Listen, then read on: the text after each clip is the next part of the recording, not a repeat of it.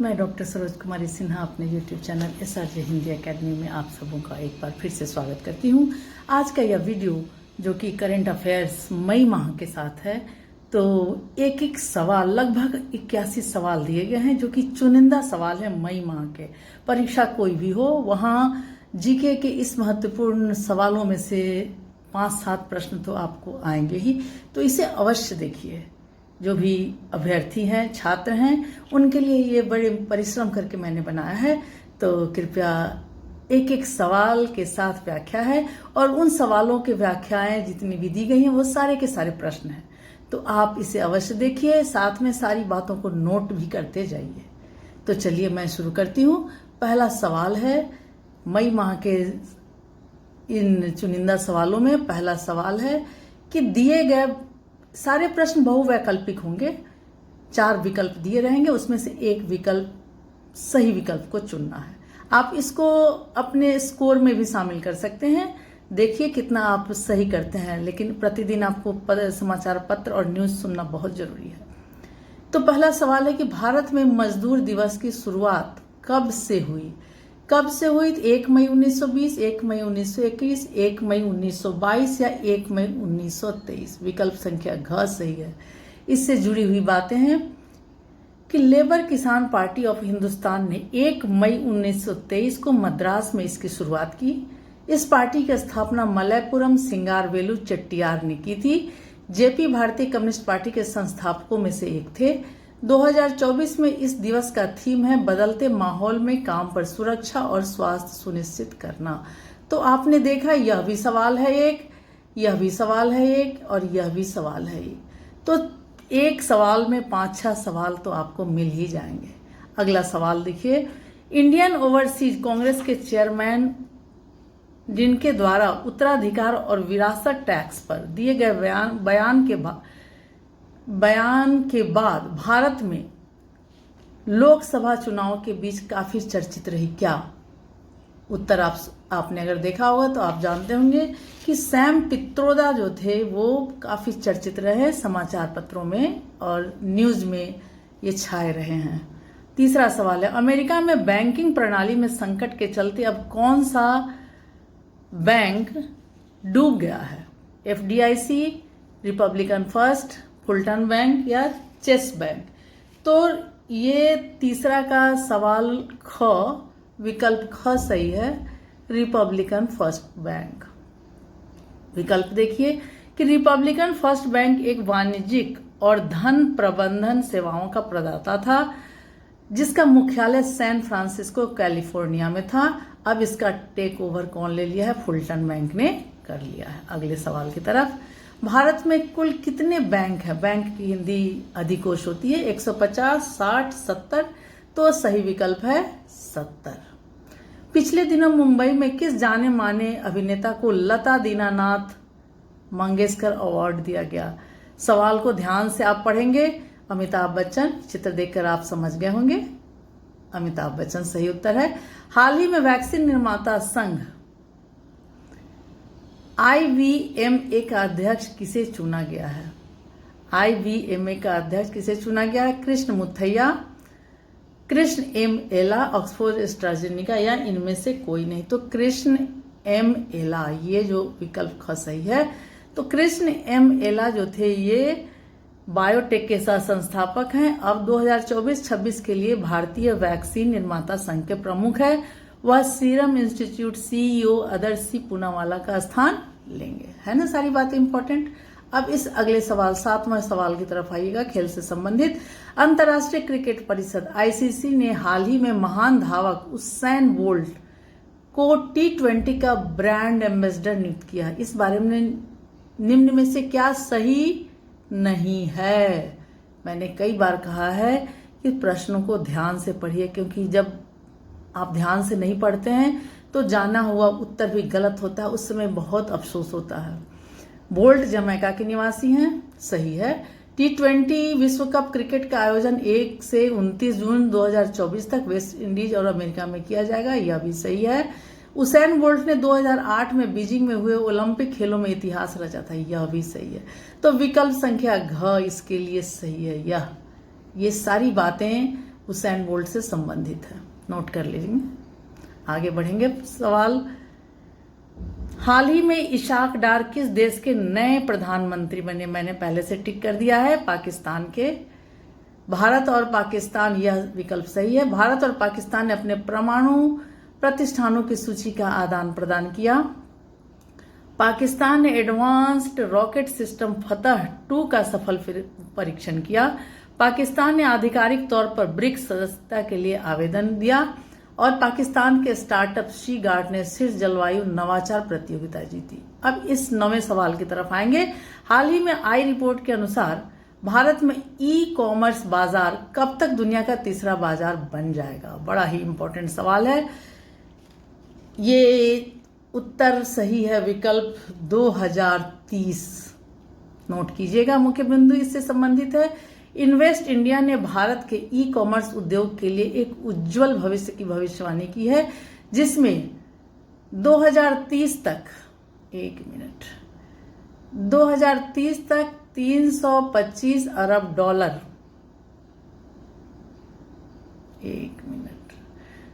325 अरब dollar तक की भारी वृद्धि की संभावना व्यक्त की गई है। आगे फैक्ट्स है इसके लिए कि यह वृद्धि एक ही समय सीमा में डिजिटल अर्थव्यवस्था के 800 अरब डॉलर तक पहुंचने की उम्मीद के साथ मेल खाती है।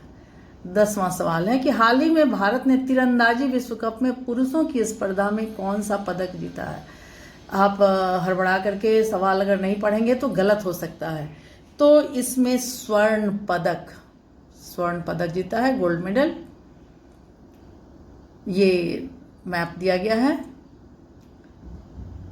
हाल ही में ब्रू प्रवासी पहली बार किस राज्य में मतदान करेंगे? त्रिपुरा।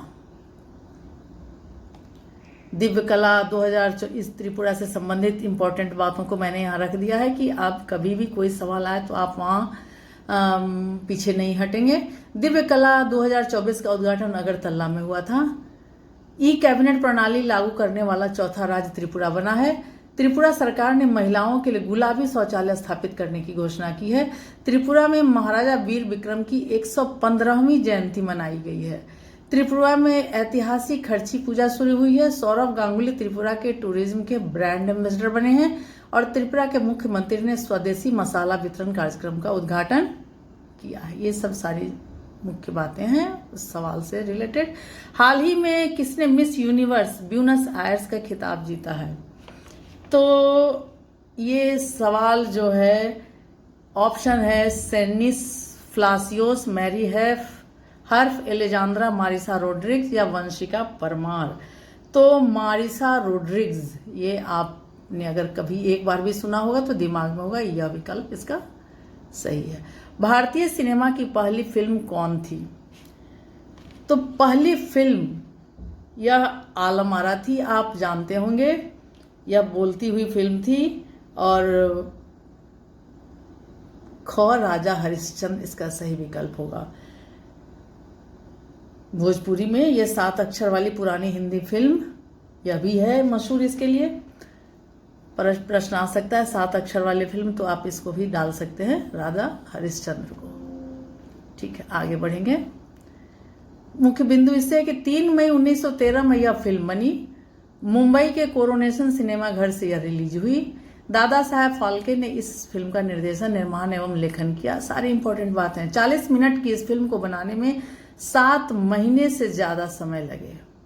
फिल्म की लागत उस जमाने में 15,000 रुपये थी। ठीक है। पुणे का आगा खान पैलेस क्यों मशहूर है? जवाहरलाल नेहरू की रिहाई के लिए, इंदिरा गांधी की इमरजेंसी के लिए, महात्मा गांधी की रिहाई के लिए या मजदूरों की लड़ाई के लिए? तो महात्मा गांधी की रिहाई के लिए। अगला सवाल इससे जुड़े हुए मुख्य बातें हैं जिसको देखिए आप। नेक्स्ट, 1944 में आगा खान पैलेस से रिहा किया गया, जो उनके जीवन की अंतिम यात्रा थी। भारत छोड़ो आंदोलन की शुरुआत के बाद 9 अगस्त 1942 को महल में नजरबंद कर लिया गया था। गांधी जी से रिलेटेड सवाल है। लंदन ओलंपिक में भारत को पहला स्वर्ण पदक किसने दिलाया था? पीटी उषा, अभिनव बिंद्रा, राजवर्धन सिंह राठौर या गगन नारंग? चित्र देखकर आप समझ रहे होंगे यह गगन नारंग का चित्र है। इनसे जुड़ी हुई कुछ बातें हैं जो कि आपको जानना बेहद जरूरी है कि गगन नारंग का जन्म 1983 में हुआ था। निशानेबाजी की शौक को देखकर पिताजी ने 14 वर्ष की उम्र में एयर पिस्टल उपहार में दी थी, जो कि बड़ा जोखिम वाला काम था। 2003 में हैदराबाद एफ्रो एशियन खेलों में स्वर्ण पदक जीतकर चर्चा में आए। 2008 में ओलंपिक में निराशाजनक प्रदर्शन से उबरते हुए लंदन में हुए 2012 ओलंपिक में 10 मीटर एयर राइफल स्पर्धा में कांस्य पदक जीत गया और 2011 में राजीव गांधी खेल रत्न पुरस्कार और पद्म श्री पुरस्कार से भी इन्हें सम्मानित किया गया। गगन नारंग जी के बारे में यह बात है कि अगला सवाल, तीसरी बार अंतरिक्ष में जाने वाली भारतवंशी महिला कौन है? काफी दिलचस्प सवाल है, तो चित्र देख करके आप समझ गए होंगे। मैडम श्रीमती सुनीता विलियम्स, जिन पर हमें गर्व है। 58 वर्षीय सुनीता विलियम्स के साथ बुच बिलमोर भी अंतरिक्ष स्टेशन जाएंगे। इनका कई बार कार्यक्रम बदला है। धरती पर वापस आने से पहले दोनों अंतरिक्ष में 8 दिन बिताएंगे। बोइंग का स्टार लाइनर अंतरिक्ष यान मई 2024 में जाने की तैयारी कर ली है। अमेरिका के फ्लोरिडा स्थित कैप कैनवेरल केंद्र से अंतर्राष्ट्रीय अंतरिक्ष स्टेशन के लिए रवाना होगा। 2006 और 2012 में ये 2 बार अंतरिक्ष जा चुकी है। इन्होंने इतिहास रच दिया है। अगला सवाल, एरोस्पेस कंपनी स्पेस एक्स की स्थापना किसने की?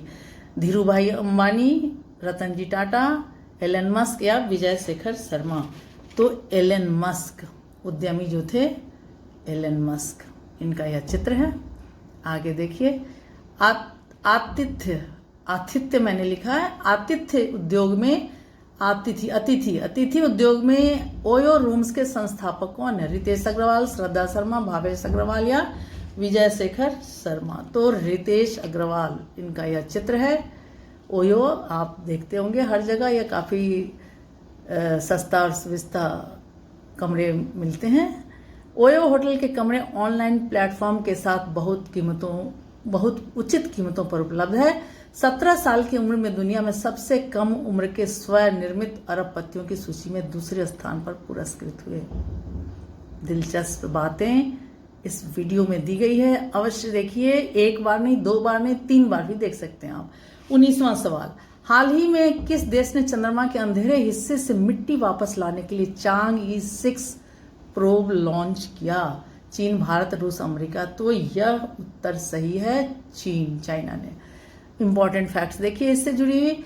चीन ने चंद्रमा के अंधेरे हिस्से से नमूने इकट्ठा करने के लिए चांग-ई 6 जांच लॉन्च की। पहले केवल संयुक्त राज्य अमेरिका और यूएसआर ने चंद्र नमूने एकत्र किए थे, सभी निकट पक्ष से। अगला सवाल 20वां, भारत हाल ही में किस अफ्रीकी देश के साथ ऊर्जा और स्थानीय मुद्रा निपटाने में सहयोग बढ़ाने पर सहमत हुआ है? चीन, भारत, रूस, नाइजीरिया? तो यह उत्तर है नाइजीरिया। इंपॉर्टेंट फैक्ट्स यहां देखेंगे कि भारत और नाइजीरिया द्विपक्षीय व्यापार को बढ़ाने के उद्देश्य से स्थानीय मुद्रा निपटाने वाली प्रणाली समझौते में तेजी लाने पर सहमत हुए। व्यापार निपटाने में भारतीय रुपये और नाइजीरियाई नायरा, यह वहां के मुद्रा है। नाइजीरिया अफ्रीका देश क्षेत्र में भारत का दूसरा सबसे बड़ा एवं प्रमुख व्यापारिक भागीदार है। अगले सवाल की ओर, विश्व प्रेस स्वतंत्रता सूचकांक 2024 में भारत का कौन सा स्थान है? तो 159। इससे जुड़ी हुई मुख्य बातें हैं कि रिपोर्ट्स विदाउट बॉर्डर्स के अनुसार भारत का विश्व प्रेस स्वतंत्रता सूचकांक स्कोर 2024 में 36.62 से घटकर 31.28 हो गया और यह वार्षिक रिपोर्ट 180 देशों में पत्रकारिता की स्वतंत्रता का आकलन करती है। दूसरों की गिरावट के कारण भारत की रैंक 161 से सुधर 159 हो गई 159। अगला सवाल, हाल ही में 26वीं आसियान भारतीय वरिष्ठ अधिकारियों की बैठक कहां आयोजित की गई है? तो यह नई दिल्ली, न ही मुंबई, बेंगलुरु, कलकत्ता। इन चीजों के लिए आपको समाचार पत्र पढ़ना अनिवार्य है। वहीं से आप सही उत्तर जान सकते हैं, इसीलिए मैंने एक जगह इसको इकट्ठा कर दिया है। जयदीप मजूमदार और अल्बर्ट चुआ की सह अध्यक्षता में नई दिल्ली में 26वीं एशियन भारत वरिष्ठ अधिकारियों की बैठक हुई, जिसमें राजनीतिक सुरक्षा, आर्थिक और सामाजिक सांस्कृतिक जुड़ाव पर ध्यान केंद्रित करते हुए आसियान भारत संबंधों की समीक्षा की गई। अगले सवाल की ओर कि बिहार के बाद जाति सर्वेक्षण कराने वाला दूसरा राज्य कौन सा है? तो यह है राजस्थान। विकल्प संख्या क, यह है राजस्थान। राजस्थान सरकार ने राज्य में जाति सर्वेक्षण कराने का आदेश जारी किया। बिहार के बाद इस तरह का सर्वेक्षण करने वाला यह भारत का दूसरा राज्य बन जाएगा। बिहार ने पहले महात्मा गांधी की जयंती पर अपने जाति सर्वेक्षण के नतीजे जारी किए थे, जिसमें खुलासा हुआ था कि अन्य पिछड़ा वर्ग ओबीसी और अत्यंत पिछड़ा वर्ग ईबीसी राज्य की कुल आबादी का 63% है। अगला सवाल, तेज किफायती ब्रॉडबैंड इंटरनेट सेवा प्रदान करने वाला प्रोजेक्ट कुइपर किस कंपनी का है? यह है अमेजन, जियो फाइबर, एक्साइटेल या एयरटेल एक्सट्रीम। तो यह है अमेजन। 25वां सवाल, अंतर्राष्ट्रीय साइबर सुरक्षा और पुलिसिंग सम्मेलन कोकन के 16वें संस्करण की मेजबानी किस राज्य के द्वारा की गई है? तो सही विकल्प है केरल। अंतर्राष्ट्रीय साइबर सुरक्षा और पुलिसिंग सम्मेलन कोकन के 16वें संस्करण की मेजबानी केरल पुलिस द्वारा सूचना सुरक्षा अनुसंधान संघ ISRA के सहयोग से आयोजित किया गया है। यह सम्मेलन 4 से 7 अक्टूबर 2023 तक कोच्चि के ग्रैंड हयात होटल में आयोजित किया गया था। किंडलो कुट्टू कार्यक्रम बच्चों के निशाना बनाने वाले ऑनलाइन शिकारियों से निपटने के लिए इसमें जागरूकता पैदा करेगा। और कोकोन, जिसे पहले साइबर सेफ के नाम से जाना जाता था, सूचना सुरक्षा और हैकिंग के क्षेत्र में सबसे लंबे समय तक चलने वाला यह सम्मेलन, यह बहुत ही जरूरी है आज के इस दौर में जहां साइबर क्राइम ने अपनी पैठ बना ली है। 26वां सवाल,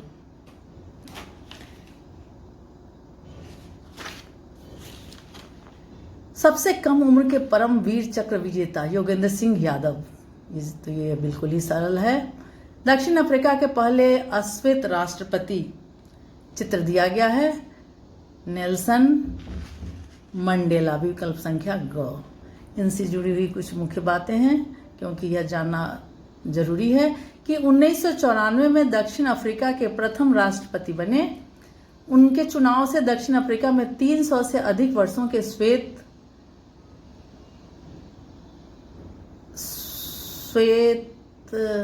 का अंत हो गया। मंडेला ने रंगभेद के विरोध में लंबी लड़ाई लड़ी थी एवं 27 वर्षों तक श्वेत राष्ट्र का, ये यहां लगेगा आपको, जेल में रहे। उन्होंने भारत रत्न से भी नेल्सन मंडेला जी को सम्मानित किया गया। अगले सवाल की तरफ, पृथ्वी का चक्कर लगाने वाली पनडुब्बी कौन सी बनी? INS कलवरी, INS करंज, INS वेला या US ट्राइटन? तो US ट्राइटन विकल्प संख्या घ इसके लिए सही है। और हम आएंगे अब इससे जुड़ी मुख्य बातों की तरफ। परमाणु संचालित पनडुब्बी टाइटन ने मध्य अटलांटिक में मिशन की शुरुआत की। प्रशांत और हिंद महासागर को पार करते हुए 60 दिन 21 घंटे लगे। 29वां सवाल, विश्व रेड क्रॉस दिवस, जिसे वर्ल्ड रेड क्रॉस या रेड क्रिसेंट डे के रूप में भी जाना जाता है, प्रति वर्ष कब मनाया जाता है? 8 मई को मनाया जाता है। इसे तो आपको रट लेना चाहिए। इसकी एक सूची बनाकर आप अपने पास रख लें डेट्स वालों की। ये मई का है, इसलिए मैंने इसमें डाला है। मुख्य बिंदु इससे क्या है कि रेड क्रॉस के संस्थापक हेनरी डुनेंट थे। हर साल 8 मई को विश्व थैलेसीमिया दिवस भी मनाया जाता है। इसका उद्देश्य थैलेसीमिया के बारे में जागरूक पैदा करना और बीमारी से सतर्क रहना है। यह थैलेसीमिया से पीड़ित लोगों को, जो थैलेसीमिया से पीड़ित हैं लोग, उनके जीवन को बेहतर गुणवत्ता प्रदान करने के लिए भी मनाया जाता है और इससे लोगों को शिक्षित किया जाता है। 30वां सवाल, भारत ने किस देश को 14,000 टन गैर बासमती सफेद चावल के निर्यात की अनुमति दी है? तो नेपाल, भूटान, कंबोडिया, मॉरिशस को। आगे बढ़ेंगे। हाल ही में सीमा सड़क संगठन BRO ने अपना कौन सा स्थापना दिवस मनाया? 65, 66, 67 या 68? तो विकल्प संख्या क 65वां। इन सारी चीजों को आप अगर 2 बार अपनी कॉपी में लिख लेंगे तो अवश्य आपको याद हो जाएगा, यह मेरा दावा है। भारत और भूटान के बीच 5वीं संयुक्त सीमा शुल्क समूह JGC की बैठक कहाँ आयोजित की गई? पटना, इंदौर, लेह, नई दिल्ली।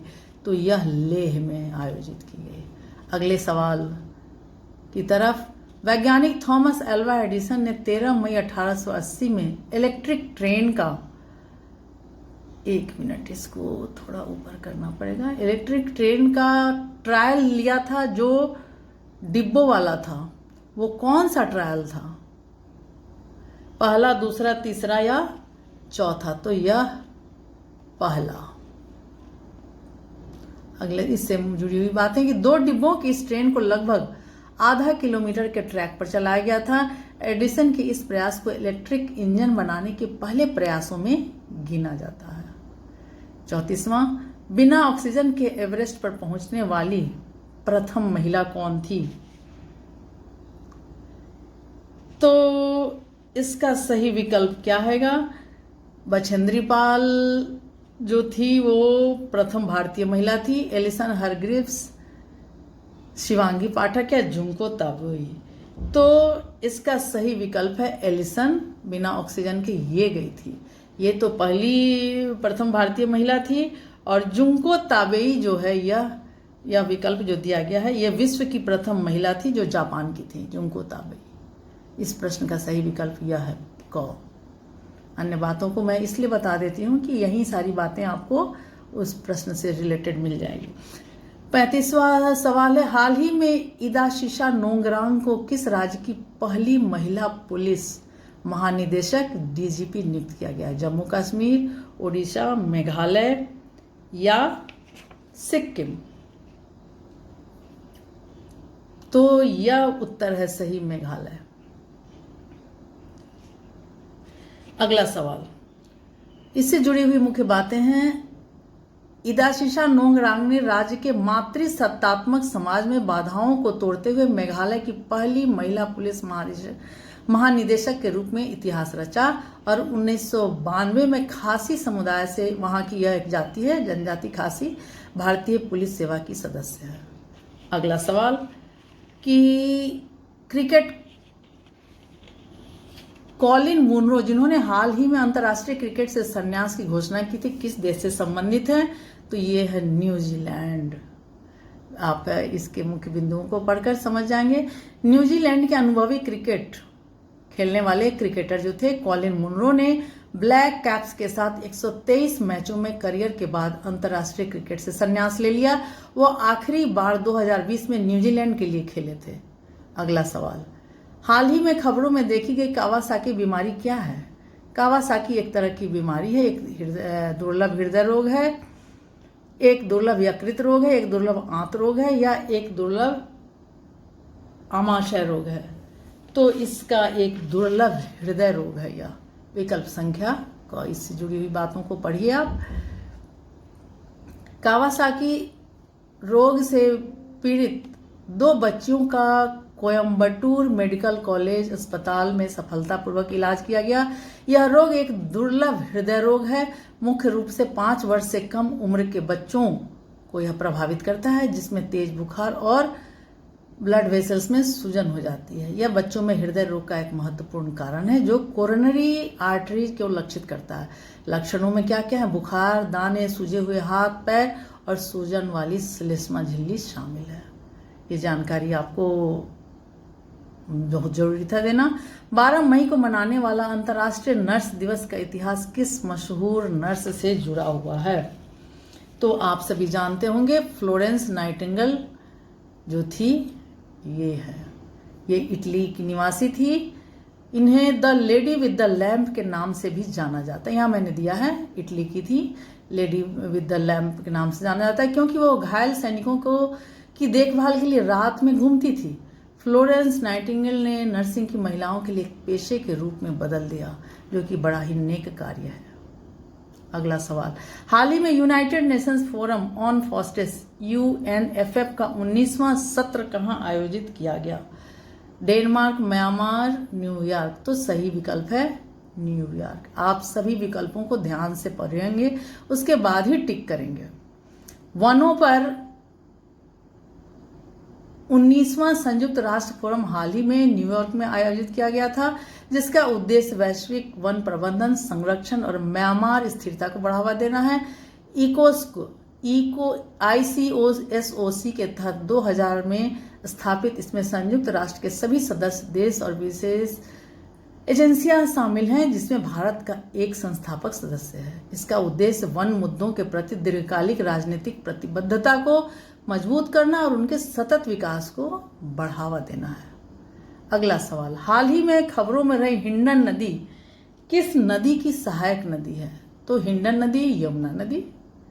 अगला इससे जुड़ी बात, नेशनल ग्रीन ट्रिब्यूनल NGT ने उत्तर प्रदेश प्रदूषण नियंत्रण बोर्ड UPPCB को हिंडन नदी प्रदूषण पर 2 सप्ताह के भीतर एक अतिरिक्त रिपोर्ट पेश करने का निर्देश दिया है, जिसमें प्रदूषण फैलाने वाले नगर निकायों के खिलाफ कार्रवाई का विवरण दिया गया है। हिंडन यमुना की एक सहायक नदी है जो सहारनपुर से नोएडा तक 400 किलोमीटर तक फैली हुई है। शहरी, कृषि और औद्योगिक कचरे ने इसे गंगा बेसिन के सबसे प्रदूषित हिस्सों में से एक बना दिया है। 2015 में CPCB ने इसे मृत नदी घोषित किया है। यह बड़ा महत्वपूर्ण है और इसे जानना जरूरी है और बहुत ही दुखद भी है, जो नहाने के लिए अनुपयुक्त है, पीने की कौन बात का है। 41वां सवाल, पहली बार दुनिया के सामने आने वाले कार्टून कैरेक्टर का नाम क्या था? चित्र देख रहे होंगे आप, ये मिक्की माउस। विकल्प संख्या घ, इसका यह चित्र है, बड़ा ही फेमस है बच्चों में यह। आगे बढ़ेंगे, अमेरिका के व्हाइट हाउस के मरीन बंधु ने कौन सा धुन बजाकर भारतवंशियों का दिल जीत लिया? हम होंगे कामयाब, ऐ मालिक तेरे बंदे हम, सारे जहां से अच्छा, या तुम ही हो माता पिता तुम ही हो। तो विकल्प संख्या ग सही है, ये धुन बजी थी वहां। भारत ने अपना पहला सफल परमाणु परीक्षण कहाँ किया? बम परीक्षण, राजस्थान के पोखरण, मद्रास के कलपक्कम, अहमदाबाद, या राजस्थान के अहमदाबाद, कोलकाता। तो राजस्थान के पोखरण इंपॉर्टेंट है यह। 18 मई 1974 में आज ही राजस्थान के पोखरण में अपना पहला सफल परीक्षण हुआ। मिशन का कोड नाम स्माइलिंग बुद्धा रखा गया था। परीक्षण के बाद भारत दुनिया का 6ठा परमाणु शक्ति संपन्न देश बन गया। इससे 12 किलोटन TNT जितनी ऊर्जा निकली थी। इस साल 44वां, इस साल के अंत तक भारत रूस के बीच किस तरह के समझौते की बात चल रही है? तो वीजा फ्री, न ही रेल, न ही पेटीएम, न ही हवाई, तो वीजा फ्री की बात चल रही है भारत रूस के बीच। 45, ध्वनि की गति से तेज उड़ान भरने वाली पहली महिला जैकलिन कोचर किस देश की थी? ये अमेरिका की थी। जैकलिन कोचर अमेरिका की महिला थी। 77वां कान फेस्टिवल कहाँ आयोजित किया गया? फ्रांस। विकल्प संख्या घ टिक लगाएंगे। फिल्मी दुनिया के सबसे प्रतिष्ठित ऑस्कर अवार्ड की शुरुआत कहां से हुई थी? कैलिफोर्निया। समय की बचत के लिए मैं सारे विकल्पों को नहीं पढ़ रही हूं। कन्नौज की लड़ाई किन बादशाहों के बीच लड़ी गई थी? लोदी और हुमायूं, शेरशाह और हुमायूं, हुमायूं और कुंवर सिंह, शेरशाह और इब्राहिम लोदी। तो शेरशाह और हुमायूं के बीच विकल्प संख्या ख। बातें हैं, शेरशाह और हुमायूं के बीच लड़ाई में सूरी की जीत हुई थी एवं हुमायूं को भागकर अपनी जान बचानी पड़ी थी। इससे उत्तरी भारत पर सूरी राजवंशों का शासन स्थापित हुआ। हर वर्ष दुनिया भर में विश्व विरासत दिवस, वर्ल्ड हेरिटेज डे कब मनाया जाता है? तो यह मनाया जाता है विकल्प संख्या घ 18 मई को। है तो सारे मई लिखे हुए, लेकिन 18 मई इसे रट लीजिएगा आप। हाल ही में ईरान के राष्ट्रपति इब्राहिम रईसी की मौत का क्या कारण था? तो विमान टकराने का, ना ही हार्ट अटैक हुआ ना कुछ, लेकिन विमान टकराने का कारण पता नहीं चला अभी तक। 51वां सवाल, भारत के पहले अंतरिक्ष पर्यटक बनने का सपना किसने पूरा कर दिखाया है? गोपी थोटाकुरा। राकेश शर्मा तो प्रथम थे। अगला सवाल, ब्रिटिश मूल के रस्किन बॉन्ड बच्चों में क्यों लोकप्रिय हैं? कार्टून बनाने के लिए, चित्रांकन के लिए, स्केच बनाने के लिए या बाल साहित्य के लिए? तो बाल साहित्य के लिए इनकी बड़ी मशहूर किताबें हैं। किस देश को महिला विश्व कप 2027 का मेजबान घोषित किया गया है? अर्जेंटीना, ब्राजील, चेकोस्लोवाकिया या स्वीडन? तो ब्राजील। इससे जुड़ी हुई बातें हैं। देखिए कि फीफा कांग्रेस में बेल्जियम, नीदरलैंड और जर्मनी की संयुक्त बोली को पछाड़ते हुए ब्राजील को 2027 महिला विश्व कप का मेजबान घोषित किया गया। यूरोपीय बोली के लिए ब्राजील को 78 के मुकाबले 119 वोट मिले थे। अगला सवाल, हाल ही में खबरों में रहा डायसन स्फीयर क्या है? डायसन स्फीयर किसी तारे की ऊर्जा का दोहन करने के लिए एक काल्पनिक इंजीनियरिंग परियोजना, मिशन पूरा करने की योजना, वैज्ञानिकों की कल्पना, उड़ान या पृथ्वी की घूर्णन गति की कल्पना? तो विकल्प संख्या क, बड़ा विकल्प जो है, किसी तारे की ऊर्जा को दोहन करने के लिए एक काल्पनिक इंजीनियरिंग परियोजना, यह विकल्प सही है इसका। स्वीडन, भारत, अमेरिका और यूके की एक अंतर्राष्ट्रीय टीम ने डायसन क्षेत्रों की खोज करने के लिए एक विधि विकसित की है, काल्पनिक मेगा स्ट्रक्चर जो उन्नत सभ्यताएं एक तारे की ऊर्जा का उपयोग करने के लिए बना सकती है। 1960 में फ्रीमैन जे डायसन द्वारा प्रस्तावित ये संरचनाएं अवरक्त विकिरण उत्सर्जित करेंगी जो तकनीकी हस्ताक्षर के रूप में काम करेंगी। इंफ्रारेड मानचित्रों को स्कैन करने के बावजूद डायसन क्षेत्रों को कोई सबूत अभी तक नहीं मिला है। अगले सवाल, भारत में प्रोजेक्ट उद्भव लॉन्च करने का मुख्य उद्देश्य क्या है? प्रोजेक्ट उद्भव नाम से आपको लग रहा होगा।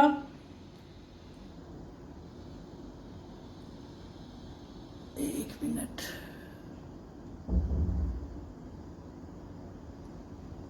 हाँ, प्रोजेक्ट उद्भव लॉन्च करने का मुख्य उद्देश्य क्या है? तो सैन्य विरासत की खोज करना। विकल्प संख्या ख, इसकी खोज करना। प्रोजेक्ट उद्भव, उसकी खोज कहाँ से इसकी उत्पत्ति होगी। 22 मई 1960 में चिली में आई अब तक की सबसे विनाशकारी भूकंप की तीव्रता कितनी थी?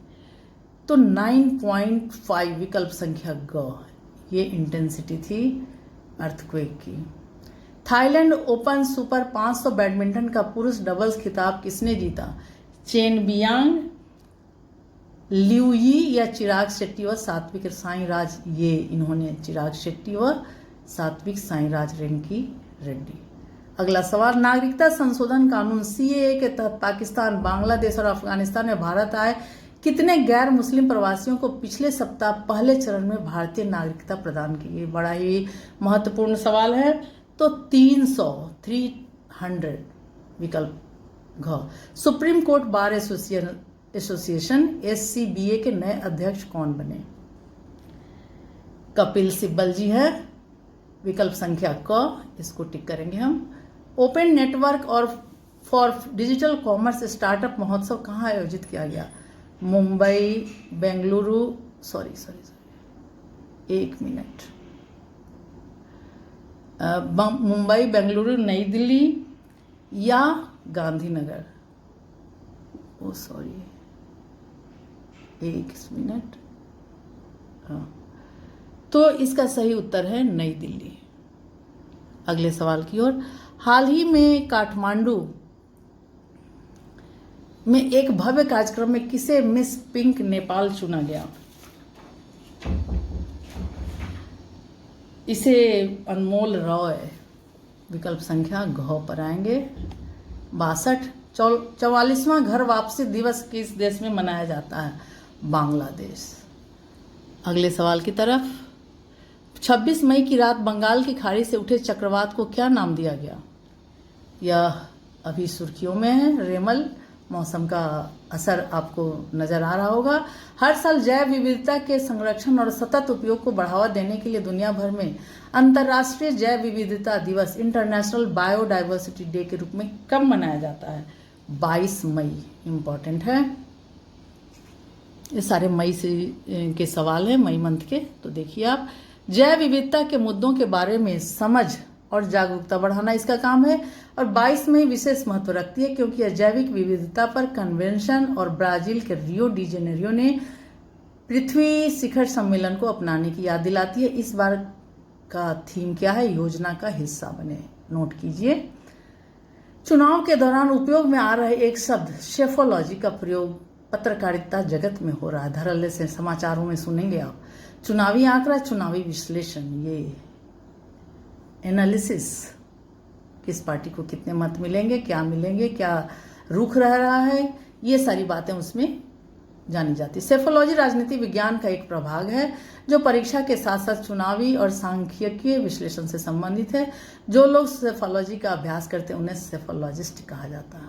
अगले सवाल, हाल ही में खबरों में रहा प्रवाह पोर्टल किस संस्था द्वारा लॉन्च किया गया? हाल ही में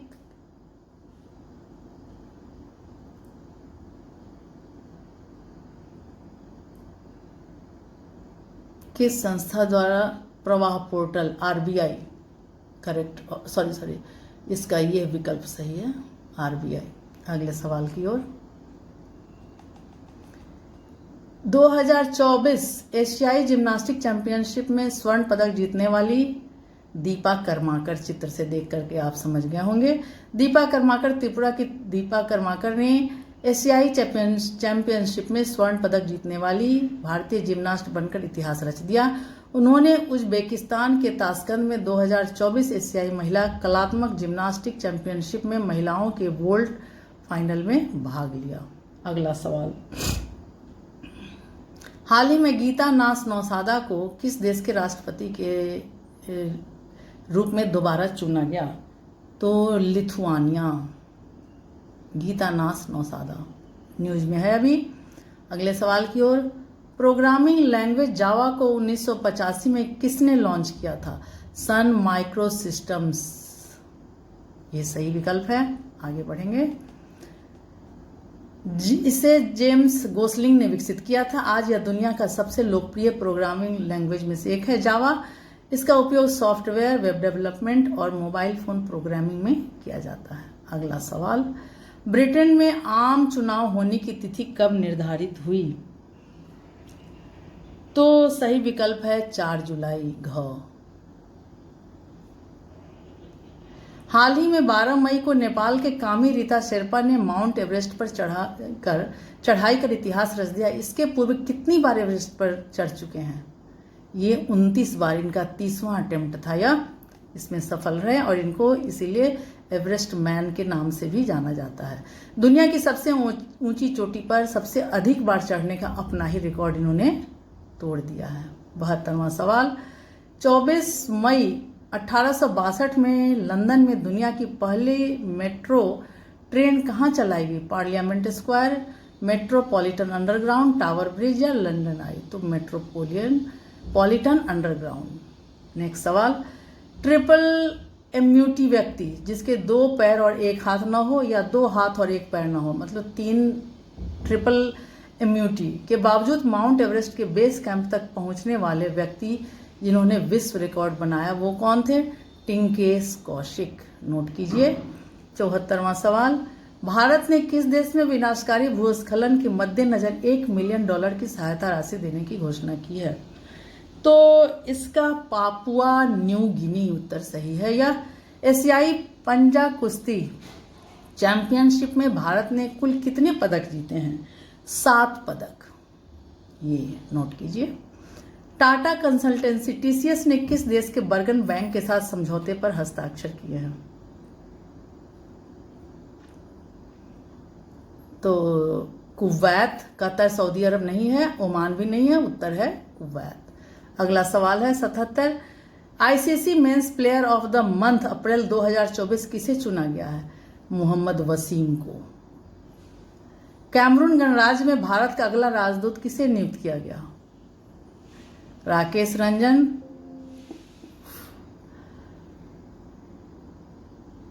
विजय खंडूजा, मोहन आनंद। तो विजय खंडूजा। 79। गोवा राज्य में अपना कौन सा स्थापना दिवस मनाया है? गोवा राज्य ने कौन सा स्थापना दिवस मनाया है? तो 37th। ये सही ख विकल्प सही है। किस भारतीय संस्थान ने गिनीज बुक में अपना स्थान बनाया है? तो सही विकल्प इसका होगा हिंदी साहित्य भारती, साहित्य अकादमी, संगीत नाटक अकादमी या गंधर्व महाविद्यालय। तो विकल्प संख्या क इसके लिए सही है, हिंदी साहित्य भारती। एक मिनट, ये विकल्प संख्या क की ओर आएंगे। अब लास्ट 81वां सवाल, डीआरडीओ ने हवा से सतह पर मार करने वाली रुद्र M2 मिसाइल का सफलतापूर्वक परीक्षण कहाँ किया है? यह इंडिया की सुपर किलर मिसाइल है जो कि कहाँ किया? यह ओडिशा में। यह विकल्प है। 2 सवाल आपके लिए दिए गए हैं।